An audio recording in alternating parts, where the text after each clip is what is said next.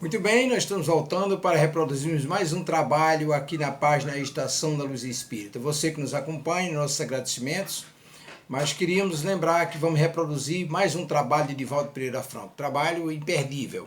Divaldo Franco, Crianças Índigo e Cristal, palestra publicada em 21 de junho de 2013, quando Divaldo faz uma reflexão profunda sobre a visão espírita e espiritualista das gerações Índigo e Cristal. Trabalho extraordinário. Antes, porém, eu gostaria de lembrar o seguinte: a nossa página não tem fins lucrativos, o objetivo é a divulgação da doutrina espírita. Aqui nós reunimos o máximo de material espírita, textos, livros, obras da codificação, palestras, vídeos e áudios, e inclusive o que nos parece oportuno reunimos aqui na nossa página com o objetivo de facilitar as suas pesquisas, o seu estudo e o seu lazer, para evitar aquelas pesquisas exaustivas e encontrar aquilo que realmente lhe interessa. E aqui você vai encontrar esse material. Portanto, queremos agradecer a sua atenção por nos acompanhar e vamos à palestra de Divaldo, que é realmente imperdível. Muito obrigado.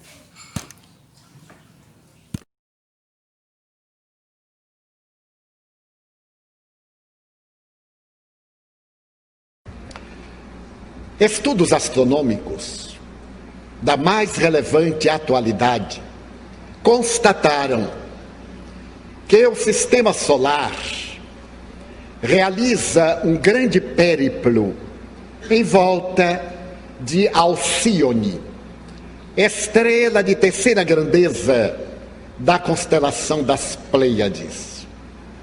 A constelação das Pleiades, constituída de 7 estrelas, somente conhecidas neste momento 6, faz parte da constelação do Touro, que é constituída por centenas de astros.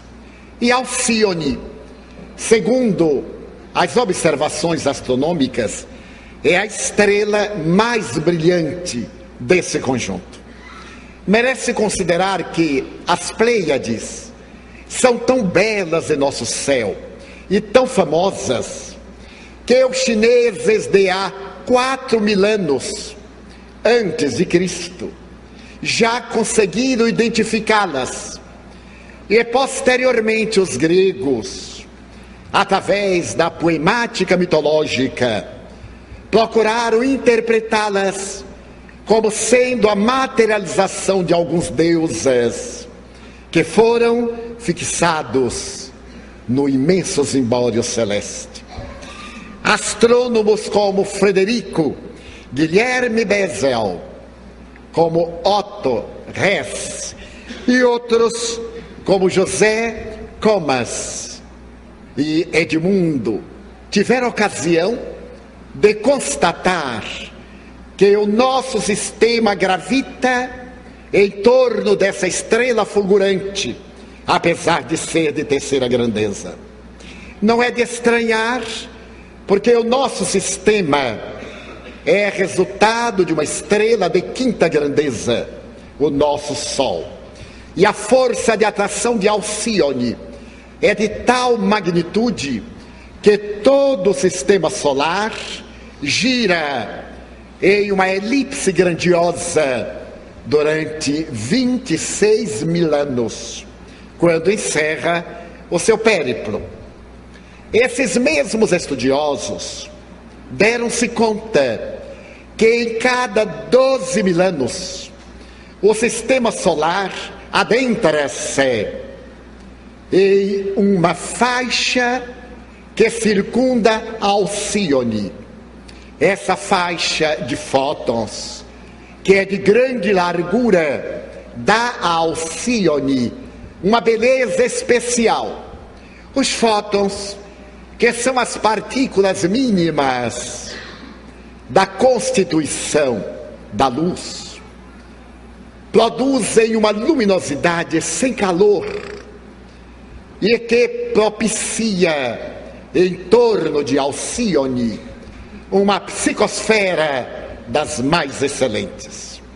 Constataram os citados astrônomos que a partir do ano de 1972, o sistema solar começou a penetrar nessa faixa de fótons, e que a partir de 1982 a Terra começou a entrar no mesmo campo. E isso acontece, como disse, em cada 12 mil anos, sendo que durante 2.000 anos o sistema fica totalmente mergulhado nessa imensa faixa de fótons, recebendo uma luminosidade peculiar e abençoada. A última vez foi denominada a fase do leão. E os chineses já haviam diagnosticado que a próxima seria caracterizada por uma grande revolução, que as tradições da Índia de há 6.000 anos asseveravam tratar-se do grande período da luz, a era de Aquários. Esse introito para fazermos uma análise de que, à medida em que o sistema solar foi se adentrando na faixa de fótons de Alcione, houve uma migração de espíritos daquela estrela no rumo do planeta terrestre. E que a partir de 1982, quando a Terra começou a mergulhar, e terminará de fazê-lo por volta de 1912, quando estará toda imersa nessa faixa de luminescência específica, os espíritos de alta estirpe que se encarregarão de dar à Terra a era do espírito imortal, a nova era, como escreveu Allan Kardec em A Gênese, capítulo 18, itens 27 e 28, a mudança de mundo de provas e de expiações para mundo de regeneração, a partir, portanto, de 2012, aliás. Essa proposta fascinante vem ensejar-nos o que aconteceu nos primórdios da nossa cultura, quando, do sistema do cocheiro e de Capela, 4 migrações de espíritos, entre os quais os arianos e os egípcios abandonaram aquele sistema para mergulharem na indumentária terrestre, favorecendo o nosso planeta em transição do Pithecanthropus erectus para o Homo sapiens, no grande movimento que se instalou na Índia e a seguir no Egito, posteriormente na Pérsia, mais adiante na Caldeia, na Babilônia e ainda mais tarde na Judeia, formando as raças padrões da cultura terrestre ao largo dos tempos. Rabindranath Tagore, em uma obra poética e memorável denominada Sadhana, refere-se que quando os arianos chegaram às terras em que mais tarde seria erguida a Índia, encontraram florestas exuberantes. E graças a isso, a cultura da Índia fez-se de liberdade, de comunhão com a divindade.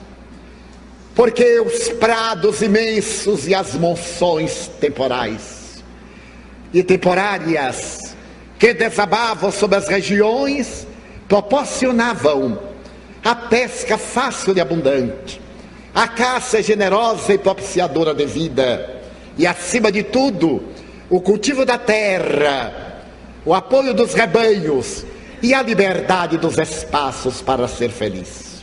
Em Sadhana, que são 8 discursos pronunciados por Rabindranath Tagore, alguns dos quais na Universidade Harvard, nos Estados Unidos, um insigne teólogo, poeta, musicista, artista e prêmio Nobel de Literatura, aborda a missão histórica daquele povo que veio de outra dimensão para perpetuar na consciência terrestre o cultivo de Deus, a certeza da imortalidade e a prática da não agressividade, a rimsa, a não violência que seria pregada e vivida pelo inolvidável Mohandas Karamchand. Fazendo uma análise histórica do Ocidente, esse mesmo Tagore elucida que a cultura ocidental nasceu na Grécia, nas cidades-estado, cidades amuralhadas, e é por isso mesmo belicosas. Atenas, amante da beleza, Esparta da guerra.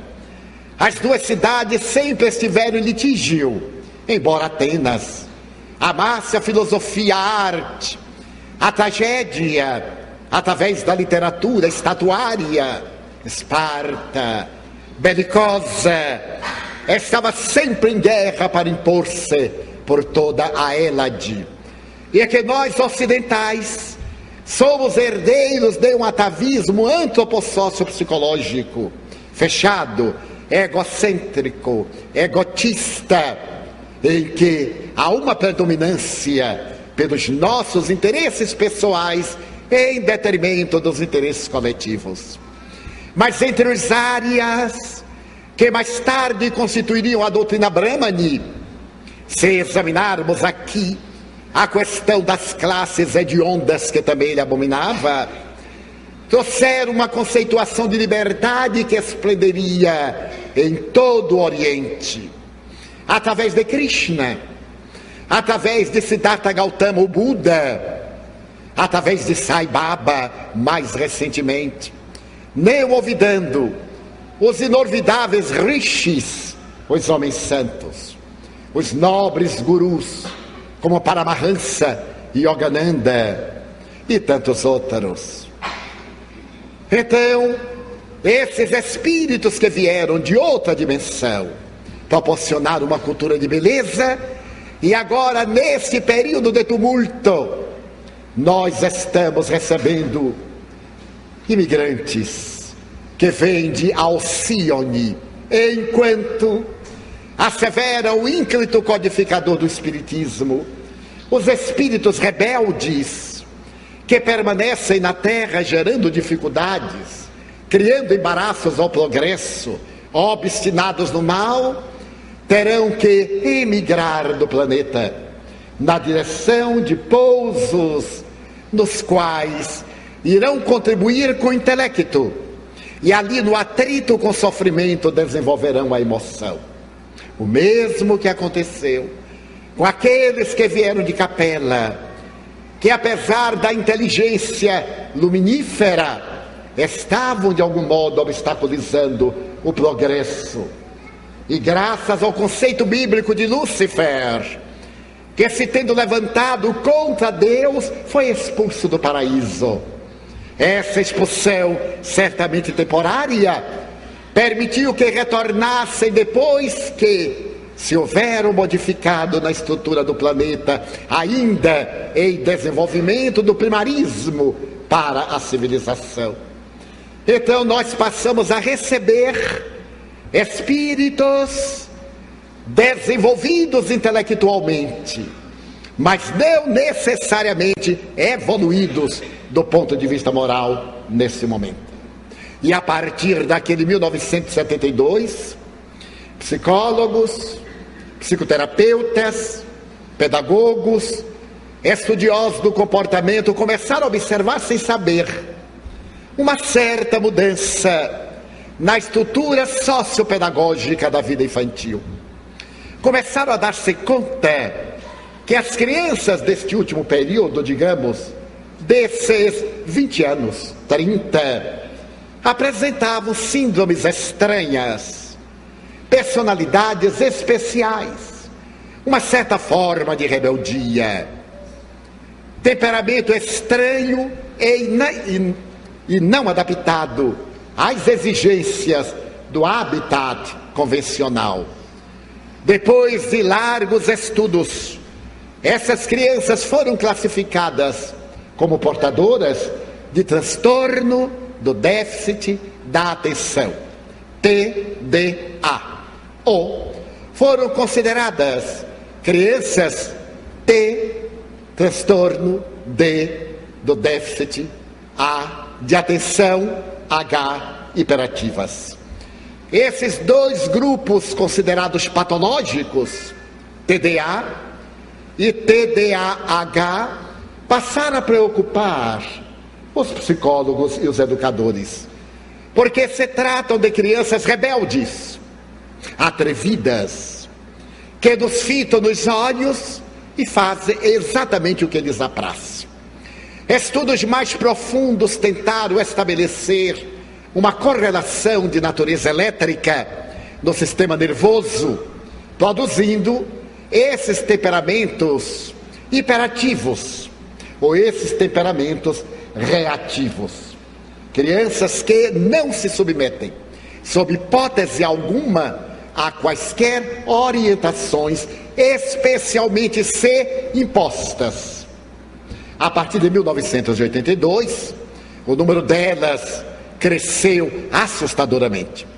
E a partir de 2000, chegam já à casa de alguns milhões de crianças supostamente portadoras de transtorno da personalidade e da atividade, da afetividade. O que fez que laboratórios tentassem sintetizar substâncias químicas que, atuando no sistema nervoso central e na rede de neurocomunicações, acalmassem-nas, tornando-as dóceis, capazes de reflexionar de maneira gentil e nobre. Surgiram então, entre os vários produtos, um deles que se tornou célebre, a Ritalina, denominada droga da obediência. A criança que é submetida a esse tratamento muda realmente de comportamento. Não se torna dócil, torna-se obediente. Não se torna afável, faz-se submissa. No entanto, porque o assunto cresceu demasiadamente, psicólogos mais atentos e interessados na vida profunda, pertencentes às doutrinas transpessoais, começaram a observar que essas crianças TDAH, apresentavam uma aura, uma irradiação, numa tonalidade muito especial, em um azul forte, na tonalidade índigo. Essa tonalidade advém de uma planta na Índia, que passou a dar a cor dos blue jeans e de outros tecidos. E essas crianças passaram a ser chamadas também de crianças índigo, por causa da emanação de que eram portadoras as suas auras. Os estudos prosseguiram e psicólogos como a doutora Nancy N. Tupper, que sugeriu a palavra índigo para essas crianças especiais, entre aspas, abriu campo a que outros terapeutas e psicólogos do comportamento as estudassem mais detidamente. Foi quando outros investigadores tiveram ocasião de observar que são crianças irrequietas, mas não necessariamente portadoras de patologias. Existem as crianças TDA, as crianças TDAH, mas também existem crianças com aquelas características não patológicas, não doentes. Depois de estudarem detidamente, eles conseguiram fazer uma separação entre a conduta das crianças TDA e daquelas crianças índigos, ou das crianças cuja aura muito alva passou a denotar como crianças cristais, que são diferentes das crianças índigo. São dóceis. Nem sempre atendem às nossas imposições de adulto, mas elas permanecem em uma situação de meiguice, de afabilidade, embora façam o que lhes apraz, em uma forma de autossuficiência. Elas nos olham como se estivessem conscientes de quem são. Apresentam uma forma de independência de conduta e têm algumas dificuldades na área das nossas imposições.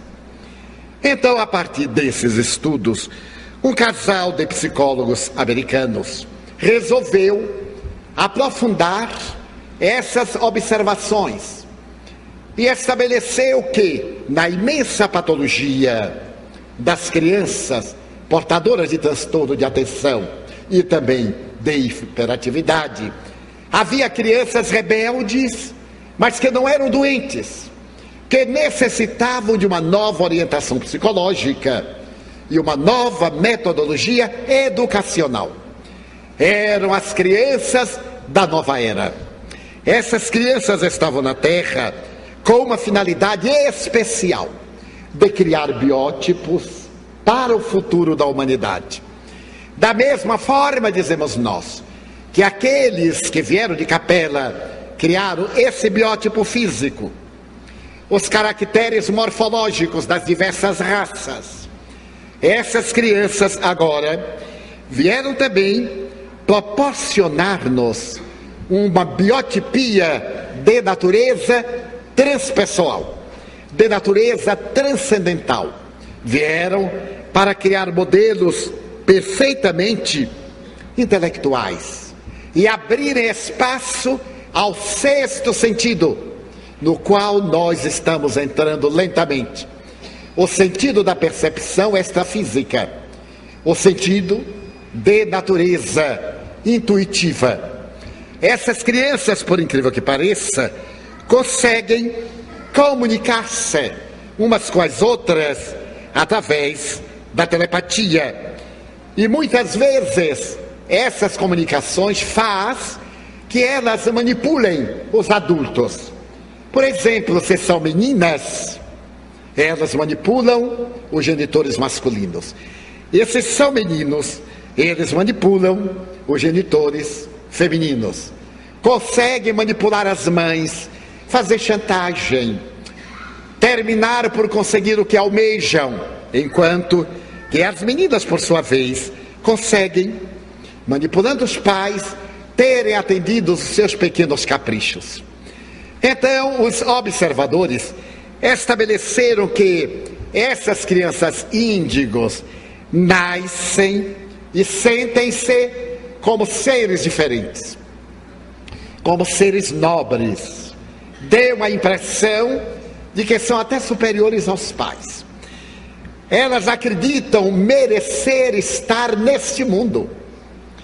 Este mundo parece que foi preparado para elas. E se surpreendem quando não são compreendidas, ou quando as pessoas não pensam da mesma maneira em relação à sua conduta. Não tem problema de não estima. Elas têm um tipo de consciência embrionária de que devem ser respeitadas. E por isso mesmo dizem com muita frequência aos seus pais quem são, deixando transparecer reminiscências de outras vidas, de outras estâncias, de outros lugares onde teriam habitado. Essas crianças têm muita dificuldade de lidar com autoridades absolutas, particularmente quando essas imposições não são explicadas e não apresentam questionamentos. Não é o fato de dizer você vai fazer e ela redargui não faço e não faz. Elas exigem uma outra psicologia, porque é como alguém com uma grande capacidade que está mergulhado no vasilhame, no qual não existem os mecanismos apropriados para exteriorizar toda a sua potencialidade. Então são rebeldes, irritam-se, desequilibram-se e muitas vezes agridem, recusam-se a desempenhar as tarefas que lhes são impostas. Por exemplo, esperar uma fila, ficar sentado em um lugar mais de 3 minutos. Elas não conseguem, porque há no seu sistema nervoso uma tal irritação e uma tal necessidade de afirmação que chega a perturbar-nos, a nós outros adultos acostumados com regras e com imposições do nosso ego, sempre caracterizado pelas nossas paixões. Elas se frustram com os sistemas. Por que tem que ser assim? Com as tarefas, por que eu tenho que fazer? E com as nossas imposições, caso não lhes expliquemos a razão pela qual, a ponto de fazer-se entendidas. Costumam identificar de maneiras mais eficazes a forma de fazer as coisas, isto é, fazem as coisas, porém, conforme lhes apraz. Não tem medo de ameaça. Quando seu pai chegar, você vai ver. Elas ficam indiferentes, e quando o pai chega, elas aí vêm e não se importam. Se são golpeadas, maltratadas, gritam, esperneiam e ficam contentes, porque irritaram os pais. Daí o mecanismo tem que ser de natureza muito especial. Por fim, elas parecem não se relacionar bem com pessoa alguma, a não ser com aqueles que são portadores dos mesmos sintomas, que têm as suas mesmas características. O que difere das crianças TDA ou TDAH, que são agressivas e que se maltratam e muitas vezes trazem um caráter autodestrutivo. Essas crianças índigo foram classificadas em 4 tipos especiais. São crianças que fazem parte de um grupo denominado como humanistas. Se elas forem bem educadas, se receberem uma orientação consentânea ao seu estágio de evolução, com disciplina bem se vê, elas serão os futuros advogados, serão os futuros diplomatas, terão facilidade de lidar com relacionamentos internacionais, terão uma acuidade especial para as problemáticas da justiça e da lei, porque tem interiormente um critério do que é justo, porque se consideram vítimas de um sistema injusto e por isso mesmo elaboram critérios de justiça a benefício da sociedade futura.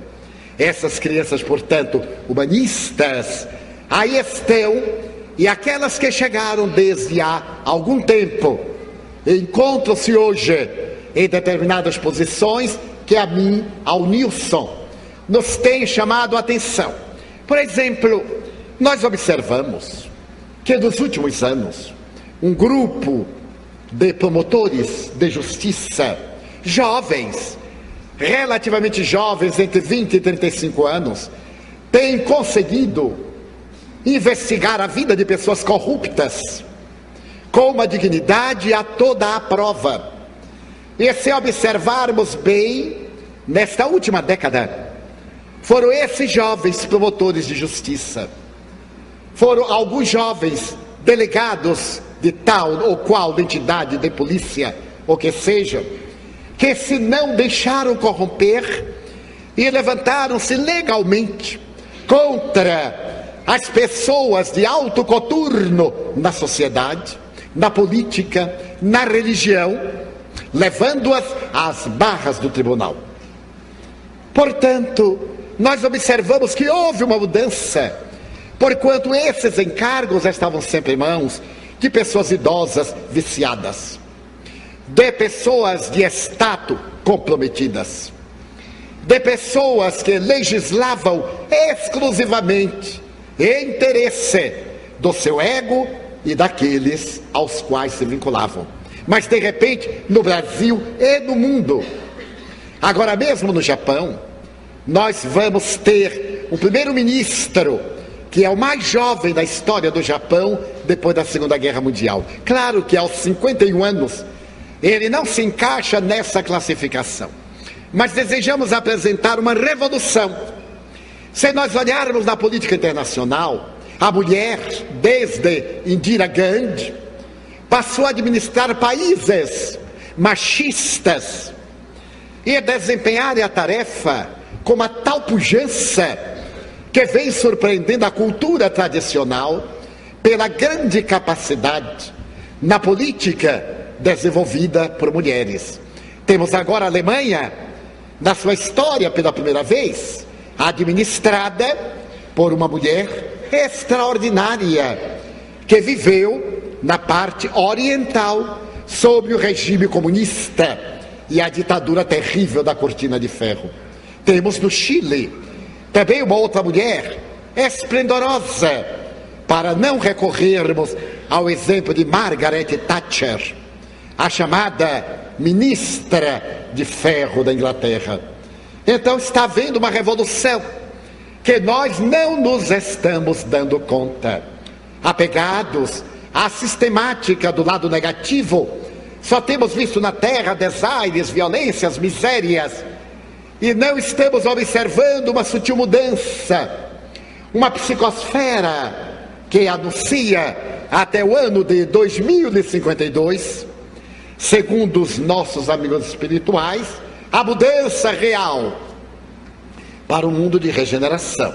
Claro que não será o mundo dos beijinhos, da fraternidade, da plenitude, para o mundo de regeneração. Nesse mundo de regeneração, é claro, haverá novos parâmetros que estão sendo estudados na atualidade, que estão sendo apresentados por esses humanistas e por aqueles que já virão logo depois deles. Porque os índigos irão preparar a nossa organização neuronial para que os espíritos cristal, aqueles missionários, encontrem em nós as respostas orgânicas para desempenharem as tarefas do mundo melhor. O segundo grupo é de crianças índigo, artistas, enquanto que os humanistas são portadores de um porte fisiológico que impressiona, de uma inteligência rutilante. Os artistas serão de estrutura menor, porque os estudiosos dessa área chegaram à conclusão de que há um trabalho genético para poder proporcionar-lhes a instrumentalidade para o desempenho da tarefa. Então essas crianças artistas estarão dentro de um grupo de sensibilidade. Ao dedicar-se à arte, serão esplendorosos. Da fase infantil, serão irrequietos, sem definir exatamente o que querem. E os psicólogos recomendam, se ele se dedicar à música, não compre um piano, alugue, porque logo ele enjoa do piano e larga. É uma das características. Não lhes dê brinquedos muito caros, porque para a criança índigo é indiferente o preço, o que interessa é o brinquedo. Não diga que a criança é destruidora, ela não arrebenta o brinquedo, ela olha como é que o brinquedo foi constituído, e como não sabe desmontar, ela vai tirando as peças conforme lhe apraz. No fundo é a curiosidade de descobrir a causa. Então as crianças artistas, pela sua sensibilidade, podem tornar-se criminosos seriais. A maioria das crianças homicidas nos Estados Unidos e na Europa, estudada pelos especialistas dessa nova era, apresentavam as características humanistas e artistas, porque contrariadas, recalcadas, criaram conflitos. As nossas exigências descabidas, o descuidado dos pais, que preferem remunerar educadores, empregados, babás, enfermeiros, para exercer a tarefa que a eles a vida delegou e que eles escolheram, porque procriaram, porque quiseram. Essas crianças tornam-se rebeldes e muitas vezes matam os próprios pais. E aqueles que revelaram crimes hediondos na escola, como aconteceu na Escócia, na América do Norte e em outros países, eram portadoras desses maus tratos, que a sua mente privilegiada resolveu elaborar um mecanismo de desforço, sem ter a lucidez moral, a consciência, para perceber que se tratava de crime. Na sua insania e na sua ignorância, falta de consciência, era necessário chamar a atenção e impor. Daí, não é conveniente que se pense que toda criança índigo será necessariamente um anjo. É uma criança portadora de alta capacidade mental, de uma grande inteligência, que deve ser perfeitamente orientada para que a sua aplicação seja coroada de resultados satisfatórios, quando não exitosos. O terceiro grupo é de crianças conceptuais. São aquelas crianças que têm uma capacidade imensa de penetrar no mecanismo das coisas. São essas crianças que se tornarão engenheiros, designers, construtores, que terão a visão do futuro, que apresentarão obras que despertarão a sensibilidade e que se irão revelando na construção de um mundo melhor e muito mais feliz. O quarto grupo é constituído pelas crianças interdimensionais, crianças com clarividência, desde os primeiros anos de vida, crianças portadoras de reminiscências de outras existências, a ponto de dizer assim: você não é meu pai, eu me lembro que meu pai era fulano, você não é minha mãe chamava Belterana. Então terão flashes que ressumam do seu inconsciente profundo, ou então dirão: eu não sou daqui. Terão reminiscências de paisagens que não são as nossas paisagens, porque vieram do sistema de Alcione, da grande estrela na constelação das Pleiades. Então esses quatro grupos diferenciam-nas, e estudiosos mais contemporâneos já afirmam que essas crianças interdimensionais serão as portadoras da mediunidade, que desde cedo entrarão em contato com os espíritos, seduzão, sem medo, brincarão com esses desencarnados. Quando eu li isto, eu fiquei muito triste. Por que essa tese não veio há 80 anos? Porque eu seria uma criança índigo, interdimensional, porque aos 4 anos eu brincava com os espíritos. Então eu fiquei lastimando, mas eu me conformei. Tem a criança índigo e tem o adulto indigno. Vai ver que eu estou na segunda classificação, mas sou também dentro. Muito bem. Essa observação vem oferecer uma proposta de educadores que se reencarnaram antes para preparar uma metodologia para esses seres especiais. A melhor proposta psicológica apresenta uma sugestão: não rotule a criança. Índigo normal, especial, não rotule. Não interessa. Você saberá identificar a que grupo a criança pertence, mas não é necessário nomeá-la. Cuide de educá-la. Não será a escola que vai educar. A escola colabora. A educação é do lar, principalmente com os pais, não com os avós. Ainda ontem eu recebi uma mensagem de Joana de Ângeles, que está escrevendo um livro sobre constelação familiar, e ela dedica aos avós, a esses avós que se apaixonam pelos netos e até os roubam dos seus pais, em um amor exorbitante e paranoico. Os avós, embora sejam pais por segunda vez, tem a tarefa de coadjuvar na educação e não de assumi-la. Seus filhos, por acaso, procriam e não querem assumir, os avós não devem fazê-lo, porque tornam-nos mais irresponsáveis. Já que geraram, assumam a responsabilidade. Claro que existem questões especiais, há exceções, mas genericamente nós nos tomamos de uma afeição pelo neto, achamos que o filho não sabe educar, que a nora, aquela terrível, não é mãe, aquilo não é mãe, é uma fera. É o que o menino merece.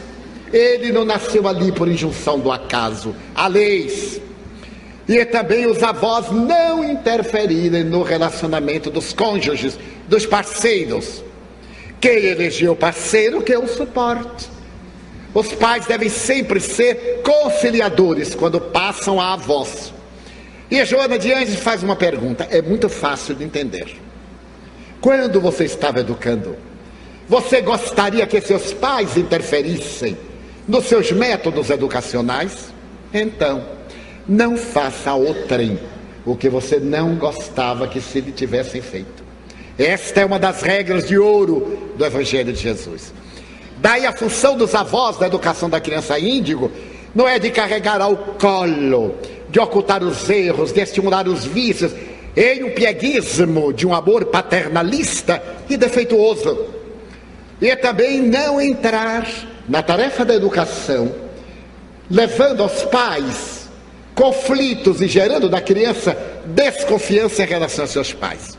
Quando algo lhes parecer inadequado, haverá sempre um momento próprio para uma conversa de pai para filho, de mãe para filha, de sogro para genro, de sogra para nora, mas no estado de cordialidade, evitando-se as clássicas rixas. Ela roubou meu filho, é minha inimiga. Roubou nada. Ele necessita de uma família, de um lar, de uma mulher, que a mãe não pode exercer. E também o pai, imagina, aquele sujeito tomar a minha filha, minha boneca. Já acabou o tempo de brincar de boneca. Ela escolheu aquilo exatamente que está dentro da sua necessidade emocional, da sua necessidade evolutiva. Então os avós, portanto os pais desses adultos, devem contribuir com a compreensão fraternal. E se nessa família nascer uma criança índigo, o que é muito provável, os avós colaborarem na observação. Agora que dispõem de mais tempo, de mais experiência, que acalmaram muitas ansiedades, podem ver aquilo que os pais agitados, nessa luta tremenda do dia a dia, nem sempre logram captar. Convivendo mais, porque estão no lar, enquanto os filhos vão trabalhar, os pais das crianças poderão fazer observações muito judiciosas, contar acontecimentos hoje mesmo. Que coisa interessante. Nosso menino fez tal pergunta, para que os pais estejam acompanhando o desenvolvimento, que nem sempre os funcionários remunerados estão dispostos a cuidar e dar as informações que os pais lhes delegam. Porquanto eles estão ali para exercer uma tarefa remunerada. E nem sempre a remuneração leva ao amor, senão à desincumbência de um dever profissional. Essas crianças, portanto, recebem hoje já uma valiosa contribuição dos missionários que as antecederam. Maria Montessori, por exemplo. Em 1903, ela criou em Roma a Casa dei Bambini, o lar das crianças. Naturalmente, seguindo os passos de Froebel, o grande educador dos jardins de infância, amigo de Henrique Pestalozzi, o homem que amava as crianças, com quem estudou Hippolyte Léon Denis Arrivai e Allan Kardec, Maria Montessori criou o modelo de educação que 103 anos depois da sua Casa dei Bambini é perfeitamente compatível com a proposta psicológica e metodológica da educação para as crianças índigo. A criança é um ser em formação. Mesmo que tenha no seu inconsciente a presença de um adulto, ela não entendia de reencarnação, A criança deve ser tratada como criança. E eu me recordo que o Dalai Lama estava numa conferência internacional e viu na plateia uma criança muito pálida, um menino de 6 anos. Ele comoveu-se no intervalo do seu seminário e chamou a criança ao palco. E diante de um auditório especial e célebre, ele disse à criança: fale no microfone o que você quiser, o que vier na sua cabeça. A criança levantou-se, olhou para todo mundo e disse: eu tenho câncer, mas eu sou criança, o que eu quero é brincar, deixe-me brincar, deixe-me ser criança, e depois cuidem da minha doença, porque eu sou criança. O auditório, tomado de impacto, chorou copiosamente. Já dizia então Montessori: a criança merece um tratamento especial. A nossa metodologia de educação para adultos não pode ser aplicada de maneira nenhuma na educação para crianças, ainda mais portadoras de um elevado QI e de um conflitivo QE, quociente emocional. Mas ao lado de Montessori, merece ressaltar a obra grandiosa de um austríaco de Viena, Rudolf Steiner. Steiner é o pai da antroposofia, a doutrina que estuda o ser humano. Rudolf Steiner, em 1929, criou a educação Waldorf, um método que ele inicia na Áustria, se propaga aos Estados Unidos e aparece no Brasil pela primeira vez em 1956, em que ele procura demonstrar que nem ser infantil como a criança, nem ser adulto perante a criança. Eu estava relendo O Pequeno Príncipe, e o Pequeno Príncipe tem a ocasião de dizer como os adultos são complicados, como eles são diferentes. Depois que ele vai de um para o outro asteroide, conversa com o bêbado, conversa com o rei. Mal ele chegou, o rei disse assim: você será meu súdito. Mas o asteroide era tão pequeno que a indumentária do rei cobriu o asteroide todo. E ele perguntou: e o que é súdito? Ah, é a pessoa que eu governo. E você é um rei e não tem ninguém para governar, chegou você. Ah, mas eu vou embora. Mas enquanto estiver aqui, você tem que me obedecer. Então eu ordeno que me obedeça. E se eu não quiser, eu ordeno que não me obedeça. Ai, o Pequeno Príncipe. Então ele vai a um outro asteroide onde estava um bêbado, com garrafas vazias e com garrafas cheias. E ele perguntou ao bêbado: para que você bebe? Para me esquecer. Mas esquecer de quê? Que eu gosto de beber. E então, por que você não esquece? Porque a bebida não deixa. Então, o Pequeno Príncipe vai observando como nós adultos somos infantis e complicados. E eu vejo em nossas brigas de adulto, às vezes, ciúmes, palavras que nós achamos que são contra nós, porque somos complexados inferiores. Sempre a culpa é dos outros. Como é que disse tal coisa que me ofendeu, que me magoou? Uma pessoa que se magoa com palavras ainda está na infância psicológica. Tem que correr ao psicólogo infantil. E como nós nos deixamos sensibilizar e perdemos a oportunidade de ser felizes por causa dessas quinquilharias emocionais que nós cultivamos pelo prazer mórbido de serem felizes. Não é tese minha não, é do Pequeno Príncipe, é de Antoine Saint-Exupéry. E o Pequeno Príncipe diz assim: eu vou voltar para o meu planeta.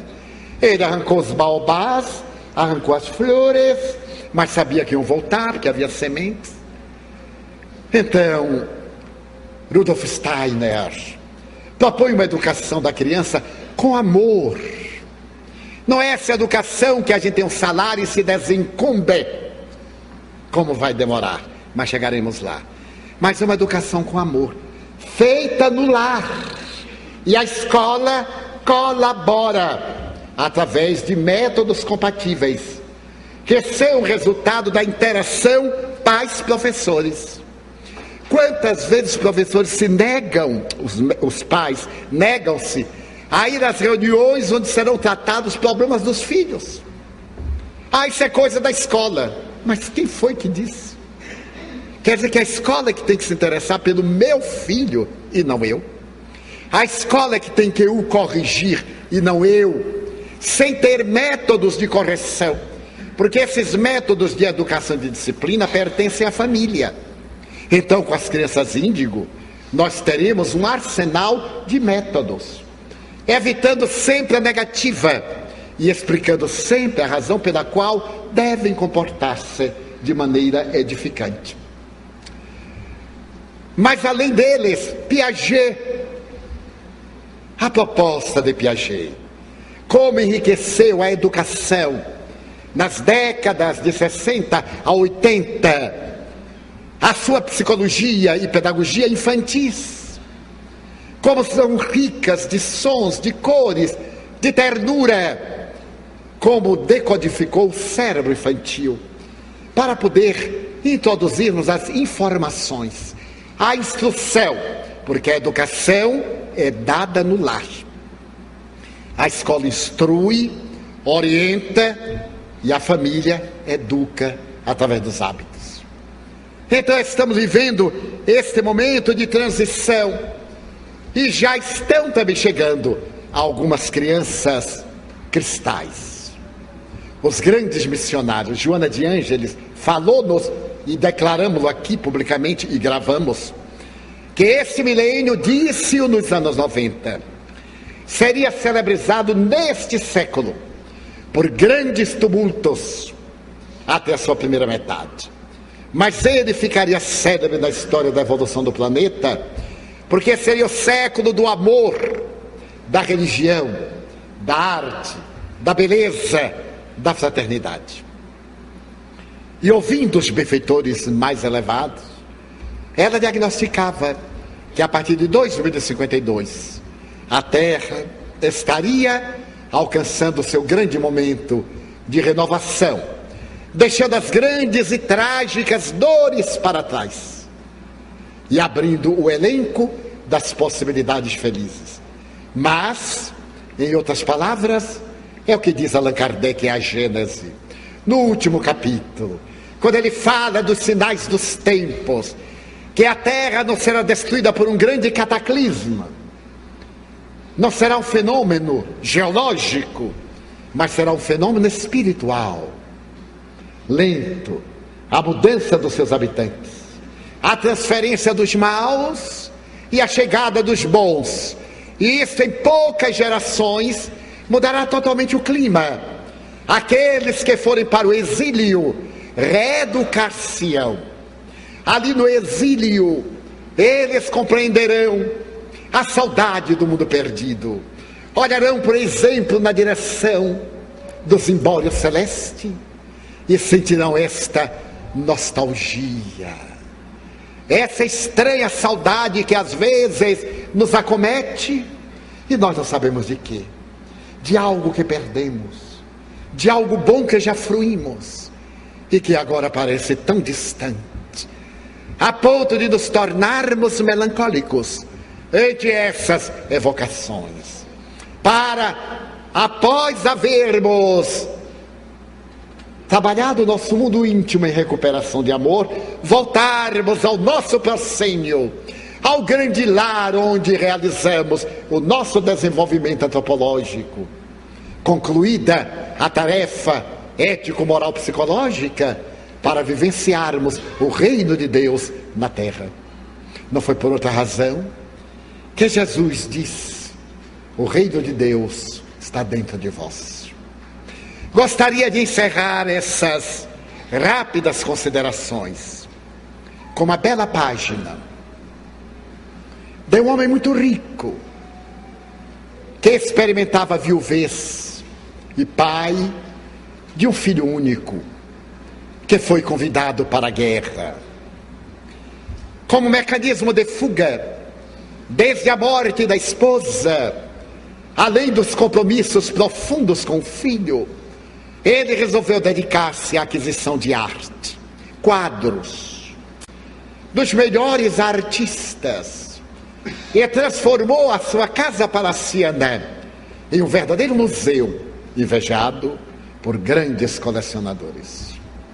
Mas a guerra, que é esse monstro iante de mil falsas, devorador terrível, ceifou a vida de seu filho. E ele soube que o seu filho morreu em um gesto de doação, salvando a vida de um companheiro. Mas apesar de ser um gesto de alta relevância, isso não foi suficiente para consolá-lo e para dar a esperança de que seu filho voltaria. Terminou a guerra. Meses depois, um jovem apresentou-se ao mordomo, pedindo licença para falar com o grande senhor. E como o grande senhor não recebia praticamente a ninguém, enclausurado no seu sofrimento e na contemplação das suas obras de arte, o mordomo falou que era impossível, ainda mais, sem haver assinalado uma hora para aquele encontro. O jovem disse: mas eu estive na guerra com o filho dele e gostaria de falar sobre os últimos momentos daquele grande amigo do meu coração. O mordomo estremeceu e correu ao amo e disse: é um veterano que viveu os últimos momentos ao lado do seu filho. O senhor renovou-se, desceu do piso privado dos seus aposentos ao imenso hall e recebeu o estranho, que trazia um volume muito bem embrulhado sob o braço. E o jovem disse: um dever de gratidão traz-me até o Senhor, porque o seu filho morreu salvando-me a vida.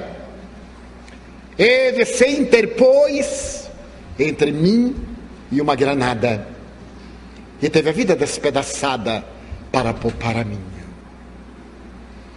Eu nunca me esquecerei do seu gesto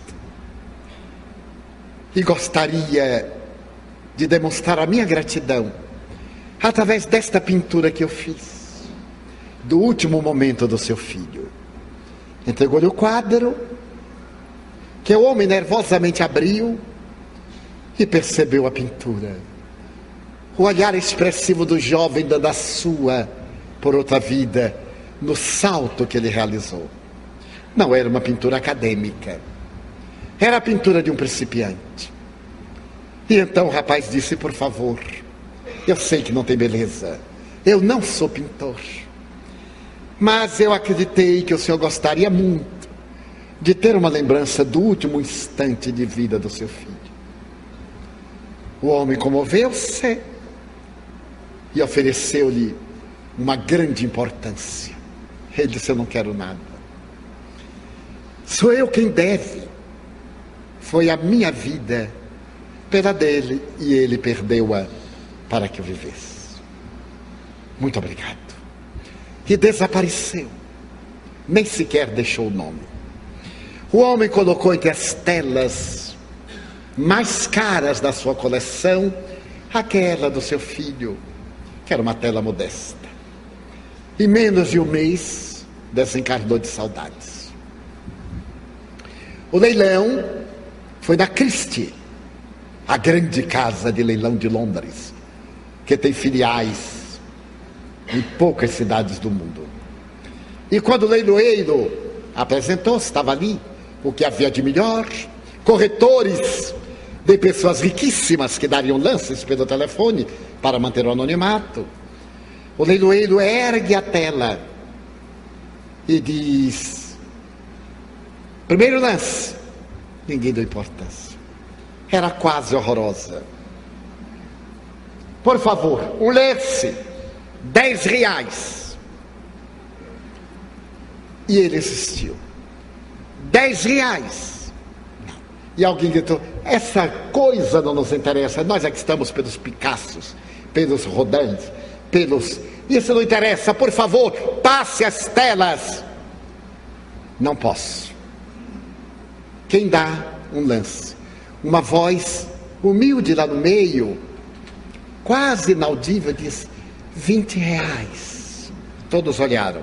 Era o jardineiro, o velho jardineiro da mansão. Levantou-se acabrunhado e disse: eu gostaria de ficar com a tela, mas só tenho R$20. Então o leiloeiro bateu o martelo: tome-a, está encerrado o leilão. Mas como? Ainda nem começou. Bem, é que no testamento, que eu só poderia ler agora, está escrito que aquele que comprasse aquela tela ficaria com todas as outras grátis. Então ele é dono de todo o patrimônio, em homenagem ao artista anônimo que pintou o último instante do seu filho. Em nossa vida há telas de alto preço, mas somente uma que tem valor: aquela que expressa o amor pelo qual um homem singular de Nazaré deu a sua pela nossa vida para perpetuar a arte da abnegação.